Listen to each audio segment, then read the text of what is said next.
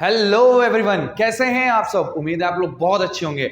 आज का जो हमारा टॉपिक है वो हम इंट्रोडक्शन ऑफ फाइबर से रिलेटेड लेकर आए हैं। तो हमारा जो टॉपिक आज का होने वाला है वो हम बात करने वाले हैं आज हम विस्कस रेयॉन के ऊपर। जैसा कि आप जानते होंगे विस्कस रेयॉन जो होता है वो हमारा रीजनरेटेड फाइबर है। ये ना तो टोटली मैनमेड फाइबर है और ना ही ये टोटली नेचुरल फाइबर्स हैं।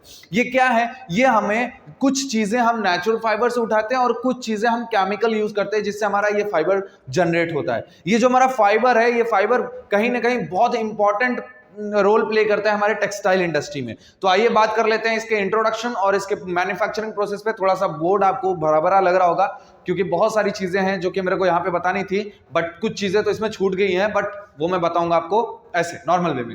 ओके, आइए बात कर लेते हैं रीजनरेटेड फाइबर्स जो हमारे हैं, क्या बोलते हैं उसको, रेयॉन फाइबर्स। रीजनरेटेड फाइबर्स को हम दूसरे नाम से क्या जानते हैं, रेयॉन फाइबर्स के नाम से भी जानते हैं। ओके, तो बात कर लेते हैं इनके इंट्रोडक्शन की। तो यहां पर लिखा हुआ है सेलुलोज बेस, यहां पे लिखा हुआ है सेलुलोज बेस, मतलब इसका जो बेस होता है वो क्या होता है, cellulose. Manufacture fibre was termed as rayon. ठीक है, जिस सेलुलोज, जब हम फाइबर को बनाए और उसका जो बेस होता है वो अगर सेलुलोज होता है तो उस फाइबर्स का नाम जो हम मेंशन करते हैं वो क्या बोलते हैं, रेयॉन बोलते हैं। ठीक है, जहां पर आपको सेलुलोज बेस मैन्युफैक्चर फाइबर मिल जाएगा उसका नाम हम क्या रख देंगे, रेयॉन रख देंगे। क्लियर, आगे लिखते हैं, आगे देखते हैं। It was also known as artificial silk. इस रेयॉन फाइबर को हम किस नाम से जानते हैं, आर्टिफिशियल सिल्क के नाम से जानते हैं। मतलब अगर मैं आपको, अगर कोई बहुत ज्यादा टेक्निकल नहीं है तो मैं उसके सामने अगर रेयॉन फाइबर्स रख दूं और सिल्क रख दूं तो उसको बेहतर सिल्क, मतलब सिल्क और रेयॉन में कौन सिल्क है और कौन रेयॉन है, इसको डिफाइन करना थोड़ा सा प्रॉब्लम क्रिएट कर सकता है। तो हमारा जो रेयॉन होता है वो ना सिल्क की तरह बिहेव, मतलब दिखता है,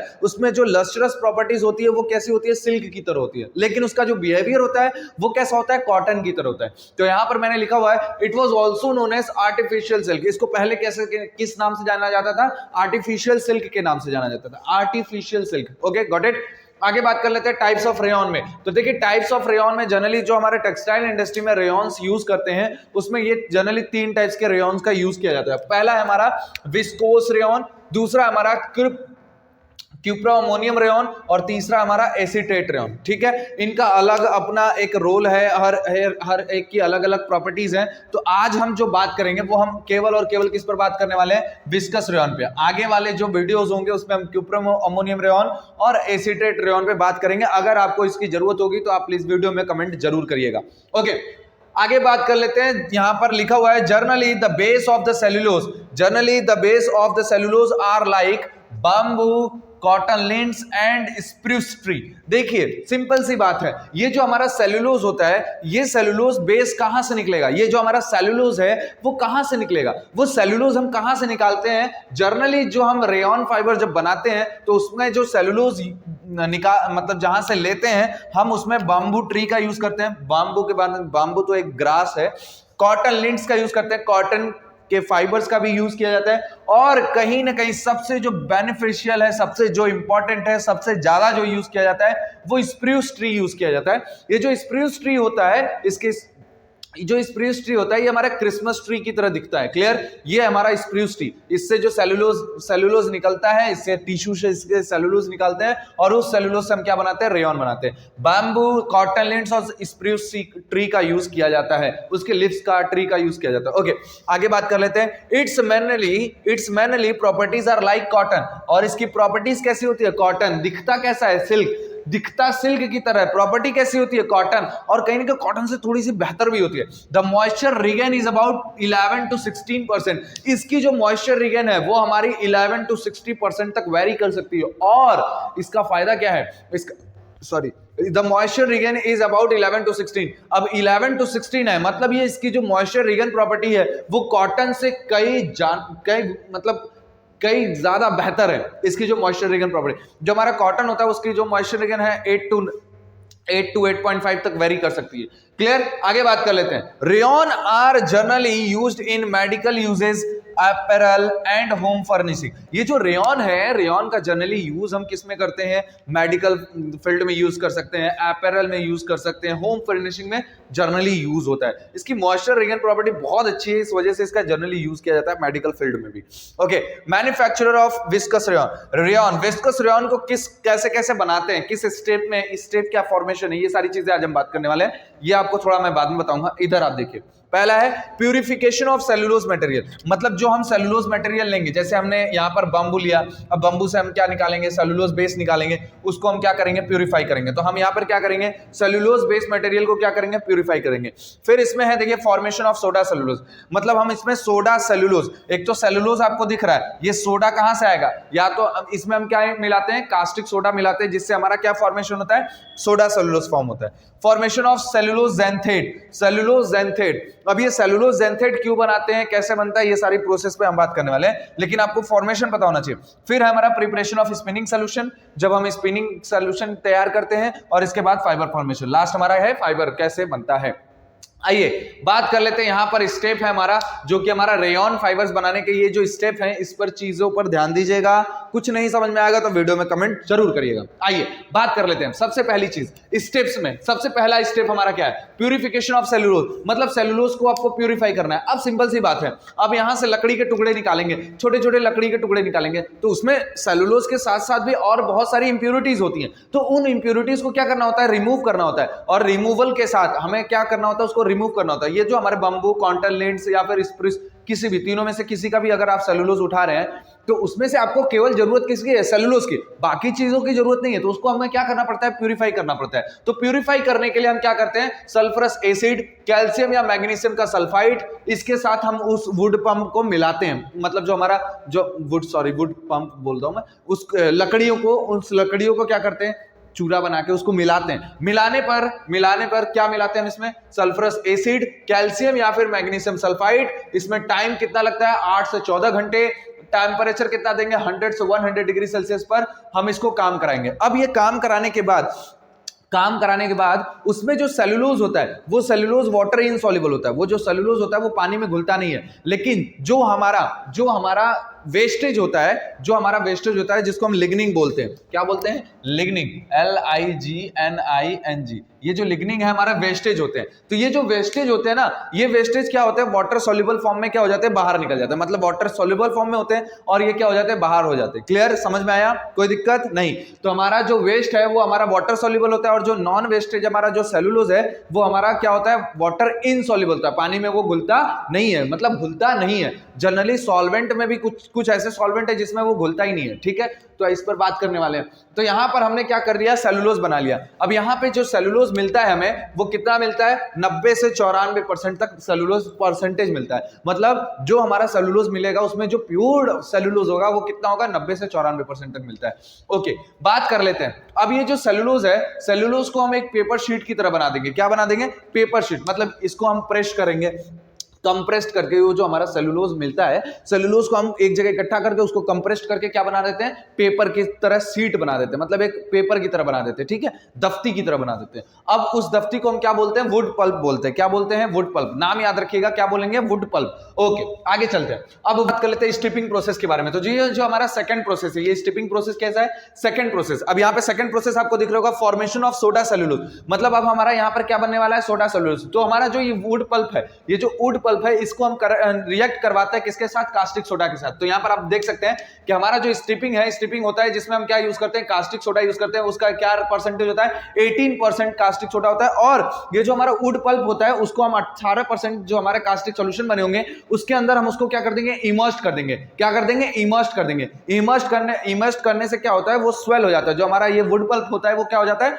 स्वेल हो जाता है। इसको कहीं ना कहीं किसी बुक में मर्सराइजेशन भी दिखा होगा, मर्सराइजिंग भी लिखा होता है। तो यहां पर NaOH हमारा कितना रहेगा, 18%, और इसको हम क्या कर देंगे, कास्टिक सोडा में इमर्स कर देंगे। टाइम कितना लेंगे, 5 से 14 घंटे तक हम उसको इमर्स करके रखेंगे। अब इसमें होता क्या है, मिक्स, वो जो हमारा वुड पल्प होता है, वुड पल्प में क्या चेंजेस आते हैं, तो लिखा हुआ है यहाँ पे मेक्स मोर रिएक्टिव। वो जो हमारा वुड पल्प होता है उसको हम, जो हमारा सेलुलोज होता है, वो सेलुलोज को क्या करता है, मोर रिएक्टिव बनाता है, and suitable for further chemical reaction. और जो आगे प्रोसेस होने वाले हैं, उस प्रोसेस में कोई डिफेक्ट ना आए, उस वजह से उसको क्या बनाता है, सुटेबल बनाता है। तो यहां पर देखिए, ये जो हमारा कास्टिक सोडा है वो क्या कर रहा है, वहां पर क्या कर रहा है, फॉर्मेशन ऑफ सोडा सेलुलोज, मतलब सेलुलोज के साथ मिलकर क्या बना रहा है, सोडा सेलुलोज। अब ये सोडा सेलुलोज बन कैसे रहा है, यहाँ पर आप देख सकते हैं, ये हमारा सेलुलोज है, ये हमारा क्या है, सेलुलोज है। सेलुलोज के साथ यहाँ पर देखिए आपको यहाँ पे OH का बॉन्ड दिख रहा होगा। अब ये जो OH बॉन्ड है, ये जब कास्टिक के साथ रिएक्ट करता है तो यहाँ से ऑक्सीजन रिलीज हो जाता है, ये ऑक्सीजन छूट जाता है, सॉरी हाइड्रोजन छूट जाता है, यहाँ से ये हाइड्रोजन क्या हो जाएगा, हट जाएगा। जब ये हाइड्रोजन हट जाएगा तो वहां पे कौन जगह ले लेगा,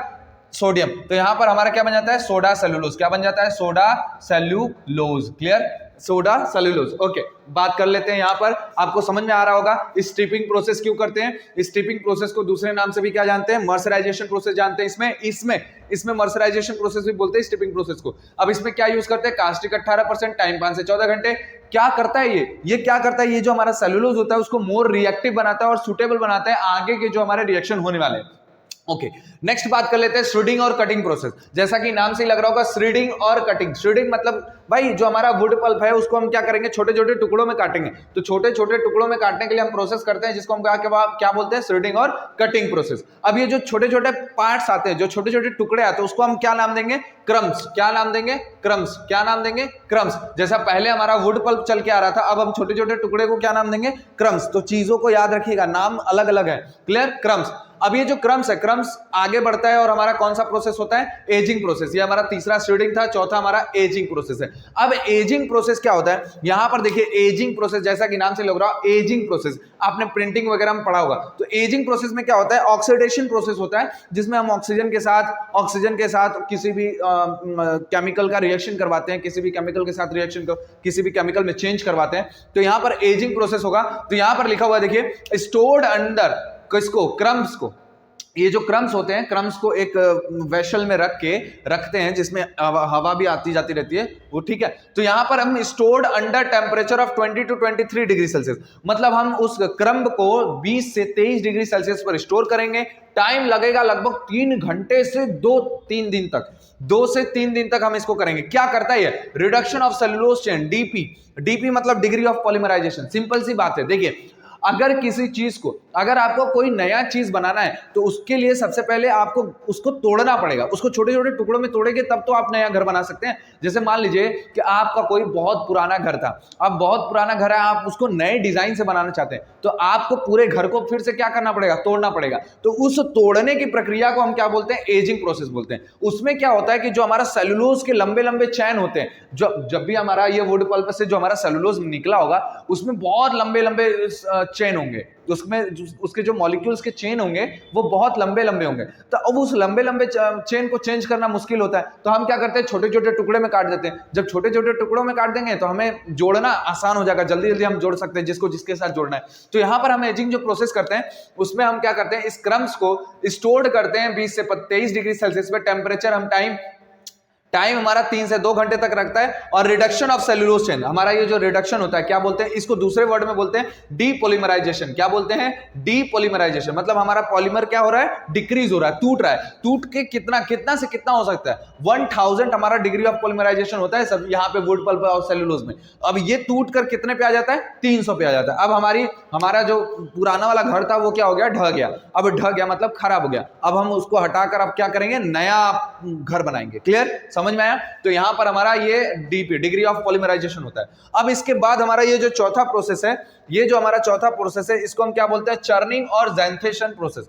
चर्निंग भी बोल सकते हैं या फिर आप ज़ैंथेशन प्रोसेस बोलते हैं, ज़ैंथेशन प्रोसेस। अब इसमें होता क्या है, ज़ैंथेशन प्रोसेस क्या होता है, यहां पर आपको दिख रहा होगा, दूसरा हमने फॉर्मेशन ऑफ सोडा सेलुलोज पढ़ लिया, तीसरा देखिए लिखा हुआ है formation of cellulose xanthate, formation of cellulose xanthate. अब ये जो सेलुलोज है, जैसा कि मैंने पहले ही बताया था कि सेलुलोज हमारा वाटर इनसॉल्युबल होता है। अब वाटर इनसॉल्युबल होगा तो इसको घोलना मुश्किल हो जाएगा, तो इसका सोल्यूशन नहीं बनेगा।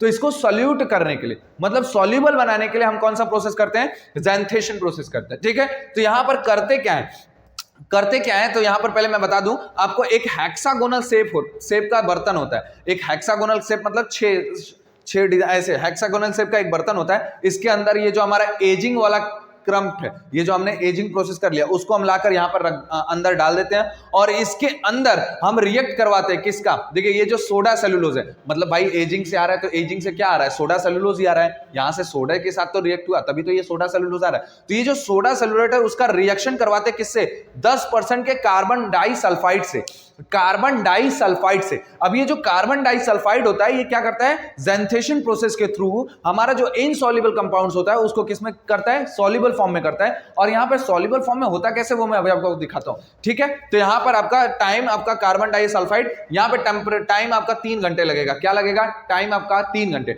अब यहां पर ये जो प्रोसेस होता है, ये जो प्रोसेस होता है इसमें हम जब इसको घुमाते हैं बहुत धीमे धीमे घुमाते हैं, ये जो हमारा हेक्सागोनल शेप है ना, इसमें बर्तन में ऐसे घूमता रहता है, ये जो बर्तन है ऐसे घूमता रहता है। और कैसा घूमता है, धीरे धीरे धीरे धीरे 2 से 3 आरपीएम 1 मिनट में लेंगे, ठीक है, बहुत धीरे धीरे घूमेगा। और बहुत धीरे धीरे घूमता है, घूमने के साथ साथ ये विस्कॉस होता जाता है, मतलब इसके जो अंदर लिक्विड है, मतलब ये जो एजिंग से हमने ये जो क्रम्प लाया है वो क्रम्प अब क्या करने लगता है, घुलने लगता है, घुल के क्या बनाने लगता है, एक सोल्यूशन बनाता है। और सोल्यूशन कैसा हो जाता है, विस्कॉस हो जाता है, विस्कॉस सोल्यूशन यहां पर बनता है, क्लियर। और ये जो विस्कॉस सोल्यूशन होता है वो कैसा गाढ़ा टाइप हो जाता है, कैसा गाढ़ा, हनी देखा है आपने, शहद देखा है, शहद की तरह एकदम दिखता है, एकदम शहद की तरह दिखता है। यहां से अभी हमारा ये जो सोल्यूशन आ रहा था ये कैसा आ रहा था, व्हाइट आ रहा था, लेकिन जैसे ही हम ज़ैंथेशन प्रोसेस करेंगे, ज़ैंथेशन प्रोसेस में हमारा जो सोल्यूशन होता है वो कैसा हो जाता है, व्हाइट से ऑरेंज की तरफ हो जाता है, व्हाइट से ऑरेंज की तरफ हो जाता है। और कैसा हो जाता है, गाढ़ा होने लगता है, उसकी विस्कोसिटी क्या हो जाती है, इंक्रीज हो जाती है बाय द प्रोसेस ऑफ ज़ैंथेशन। अब ज़ैंथेशन में बन क्या रहा है, ज़ैंथेशन में इसका केमिकल रिएक्शन हो रहा है सेलुलोज ज़ैंथेट। यहां पर आप देख सकते हैं, यहां पर आप देख सकते हैं ये हमारा सोडा सेलुलोज है, ये कौन सा है, सोडा सेलुलोज, यहां पे आपको Na दिख रहा होगा, ये हमारा क्या है, सोडा सेलुलोज। अब ये जो सोडा सेलुलोज है, ये सोडा सेलुलोज जब हमारा कार्बन डाइसल्फाइड से रिएक्शन करवाता है तो हमारा क्या बनाता है, ये देखिए सेलुलोज ज़ैंथेट बनाता है, क्या बनाता है, सेलुलोज ज़ैंथेट बनाता है, यहां पर आपको दिख रहा होगा सेलुलोज ज़ैंथेट बनाता है। अब यही सेलुलोज ज़ैंथेट क्या करता है, हमारे कलर को चेंज करता है, हमारा जो सॉल्यूशन है उसकी विस्कोसिटी को बढ़ाता है, और क्या करता है, विस्कोसिटी के साथ साथ इसको सॉल्युबल फॉर्म में भी रखता है, क्लियर है, इसको किस फॉर्म में रखता है, सॉल्युबल फॉर्म में। आगे बात कर लेते हैं रिपनिंग प्रोसेस। अब क्या हमने बनाया, एक नया चीज बनाया, अब एक हमने नया घर बनाया, एक नया फाइबर बनाया। अब उस फाइबर मजबूती से रहे, फाइबर जल्दी खराब ना हो, मतलब हमारा घर जल्दी खराब ना हो, हम क्या करते हैं, उसको डेली क्या करते हैं, पानी से तराई करते हैं, मसाले अच्छे से रखते हैं, कुछ टाइम के लिए हम उसको धूप में छोड़ते हैं। मतलब हम जब नया घर बनाते हैं तो यही तो काम करते हैं, पानी से तराई करेंगे तो हमारा जो दीवार होगा वो क्या हो जाएगा, मजबूत हो जाएगा। तो वही रिपिंग प्रोसेस हम यहां पर भी करेंगे। रिपनिंग का मतलब होता है पक्का करना, रिपनिंग का क्या मतलब होता है, पक्का करना। तो हम ये पे जो हमारा ये सोल्यूशन बना है, ये जो हमारा विस्कॉस सोल्यूशन बना है, और इससे फाइबर जो हमारा इससे फाइबर बनने वाला है वो फाइबर की स्ट्रेंथ बनी रहे, वो फाइबर हमारा अच्छे से रहे, हमारा केमिकल के साथ रिएक्शन अच्छे से हो, इस वजह से हम कौन सा प्रोसेस करते हैं, रिपनिंग प्रोसेस करते हैं। देखिए रिपनिंग प्रोसेस में होता क्या क्या है, रिपनिंग प्रोसेस में इंक्रीज द फाइबर स्ट्रेंथ, तो हमारा जो फाइबर होता है फाइबर की स्ट्रेंथ क्या हो जाती है, बढ़ जाती है, बढ़ाते हैं। Improve reactivity of cellulose on cellulose xanthate. अब इसकी जो सेलुलोज ज़ैंथेट यहां पर आपको दिख रहा होगा, ये सेलुलोज ज़ैंथेट का जो रिएक्टिव पॉइंट है ये क्या हो जाता है, बढ़ जाता है। जब ये सेलुलोज ज़ैंथेट रिएक्टिविटी बढ़ा देता है तो ये जो पोर्शन है, ये आपको जो पोर्शन दिख रहा होगा ये हमें बहुत बाद में काम देगा, ये हमें निकालना तो भी तो पड़ेगा, फाइबर में से जो वेस्ट चीजें हैं उसको तो निकालना पड़ेगा ना, तो इसको क्या करता है, हाईली रिएक्टिव बना देता है, क्लियर। आगे लिखा हुआ है maintain the viscosity of solution. और रिपिंग प्रोसेस में क्या होता है, रिपनिंग प्रोसेस में क्या होता है, हमारे जो विस्कोस सॉल्यूशन होता है उसके विस्कोसिटी को मेंटेन किया जाता है। ऐसा नहीं है पहले उसको क्या, रिपनिंग में क्या होता है कि पहले उसको हल्का जब रिपनिंग प्रोसेस में आता है तो हल्का सा जो गाढ़ा होता है ना वो हल्का सा डाइल्यूट होने लगता है, मतलब हल्का हो जाता है। फिर धीरे धीरे जैसे जैसे रिपनिंग की टाइमिंग बढ़ती जाती है वैसे वैसे हमारा विस्कोस सॉल्यूशन और गाढ़ा होता जाता है, ठीक है। इसमें जो टाइम लगता है वो लगभग 4 से 5 दिन तक हम इसको स्टोर करके रखते हैं, और इसमें टेम्परेचर हम 16 से 18 डिग्री सेल्सियस तक इसको मेंटेन करके रखते हैं। समझ में आ गया होगा रिपनिंग प्रोसेस क्या होता है, increase the fibre strength, improve the reactivity on cellulose xanthate. मतलब ये जो सेलुलोज ज़ैंथेट पोजीशन है इसकी रिएक्टिविटी को बढ़ा देता है। जैसे ही ये दूसरे के साथ रिएक्ट करेगा तो यहां से ये गायब हो जाएगा और बहुत बढ़िया चीज बनेगा, वो मैं बताता हूं। ये वहां पे हो गया maintain the viscosity of the solution, और यहां पर हमारा विस्कोसिटी ऑफ द सॉल्यूशन बन जाता है। अब हमारा सॉल्यूशन बनके तैयार। अब इस सोल्यूशन का हम क्या बनाएंगे, फाइबर बनाएंगे। अब ये फाइबर बनाने के लिए हम किस चीज का यूज करते हैं, आपने पढ़ा होगा स्पिनिंग प्रोसेस होता है। स्पिनिंग प्रोसेस में कौन कौन सा स्पिनिंग प्रोसेस आपने पढ़ा है, मेल्ट स्पिनिंग पढ़ा है, ड्राई स्पिनिंग पढ़ा है और वेट स्पिनिंग पढ़ा है। तो यहां पर जो हम प्रोसेस करने वाले हैं वो कौन सा प्रोसेस करने वाले हैं, वेट स्पिनिंग। अब वेट स्पिनिंग करने के लिए आपको पहले डोप जो हमारा सोल्यूशन है उसके साथ सॉल्वेंट मिलाना होगा। तो यहां पर हम सेलुलोज ज़ैंथेनेट मिला दिया, जो हमारा ये सेलुलोज ज़ैंथेनेट रिपनिंग होकर आया। सेलुलोज ज़ैंथेनेट में हमने क्या मिला दिया, थोड़ा सा कास्टिक मिला दिया, थोड़ा सा क्या मिला दिया, कास्टिक सोडा मिला दिया। कास्टिक सोडा क्या करता है भाई, उसको डिसॉल्व करने में हेल्प करता है। इसमें जो टेम्परेचर है हमारा कितना रहेगा, लगभग 17 से 18 डिग्री सेल्सियस तक हम टेम्परेचर मेंटेन करेंगे। टाइम हमारा कितना रहेगा, 3 से 4 घंटे। ये स्पिनिंग हो रहा है, मतलब हमारा जो सॉल्यूशन है वो तैयार हो रहा है। ये अभी स्पिनिंग नहीं, सॉरी ये स्पिनिंग नहीं, अभी सॉल्यूशन हमारा तैयार हो रहा है स्पिन करने के लिए। ठीक, ये हमारा हो गया सॉल्यूशन तैयार।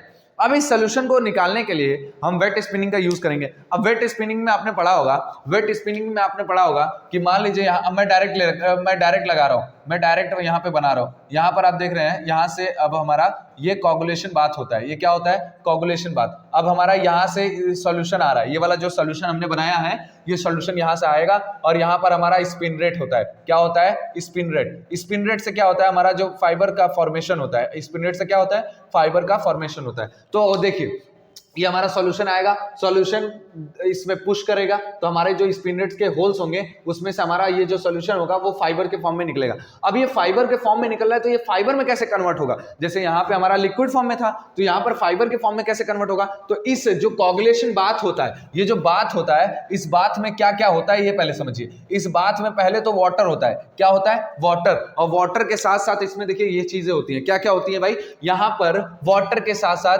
H2SO4 होगा, ZnSO4 होगा और क्या होगा, NaSO4 होगा और क्या होगा, और क्या हो सकता है, ग्लूकोज हो सकता है, और क्या हो सकता है, ग्लूकोज हो सकता है। तो भैया फायदा क्या है इन सब चीजों का, तो सिंपल सी बात है भैया, सुनिए अब यहाँ पे सुनिए, ये जो हमारा H2SO4 है, ये कौन, H2SO4 रिएक्ट करता है किसके साथ, सेलुलोज ज़ैंथेनेट के साथ। ये जो H2SO4 है वो रिएक्ट किसके साथ करता है, सेलुलोज ज़ैंथेनेट के साथ। और पता है सेलुलोज ज़ैंथेनेट के साथ रिएक्ट करके क्या बनाता है, फिर रीजनरेट करता है। क्या, सेलुलोज। मतलब पहले तो मेरा छोटा सा सेलुलोज है, लेकिन जैसे ही ये एसिड उसके साथ रिएक्ट करता है तो रिएक्ट करने के बाद फिर सेलुलोज बनता है। तो सेलुलोज बनेगा तो हमारे लिए फायदा होगा, हमारा फाइबर सेलुलोजिक फाइबर निकल जाएगा। क्लियर। ये जो सेलुलोज ज़ैंथेनेट है, ये सेलुलोज ज़ैंथेनेट रीजनरेट करवाता है। हमारा जो एसिड है उसको सेलुलोज ज़ैंथेनेट के साथ रिएक्शन करके क्या बनाता है, सेलुलोज बनाता है। क्लियर। यहां पे तो अभी हमारे पास क्या है, सेलुलोज ज़ैंथेनेट है, तो हमें सेलुलोज ज़ैंथेनेट नहीं चाहिए, हमें ज़ैंथेनेट की जरूरत नहीं, हमें केवल सेलुलोज की जरूरत है।